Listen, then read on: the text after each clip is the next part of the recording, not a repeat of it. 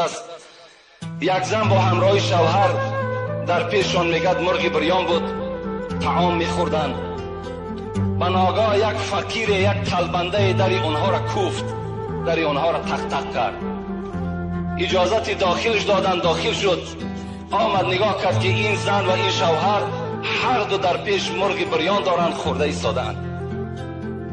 زن میگد به جانب اون شوهر چی گفت؟ شوهر گفت این آدم طلبنده است، این فقیر است. چی خوب میشود که همین مرغ پیش او بگذاریم، ما که دولت داریم، سولت داریم، فردا باز میخوریم. شوهر چی گفت؟ شوهر که آدمی بخیل بود، آدمی تنگ دست بود، گفت این طلبنده را از خانه بیرون کنید. طلبنده را از خانه بیرون کردن. زمانها گذشت، حکمت خداست. چندین سال میگه از بین گذشت. همین مرد ثروتمند دولتش از دستش رفت، فقیر شد، گدا شد. زن که طاقتی بر بیمالی این شوهر نکرد، بر بی‌دولتی این شوهرش طاقت که نکرد، گفت شوهر مرا طلاق بده. شوهر طلاقش داد. از دست این میگه شوهر بیرون شد، رفت و یک شوهر دیگر میگه در نکاح خود در آورد که او خیلی با دولت بود. روز میگه در همون خانه نشسته بود، همین زن با این شوی نوی با دولتش مرغ بریان میخوردن. به ناگاه میگه یک طلبنده داخل شد. طلبنده داخل شد، تق تق کرد، گفت چیزی بر من عطا کنین.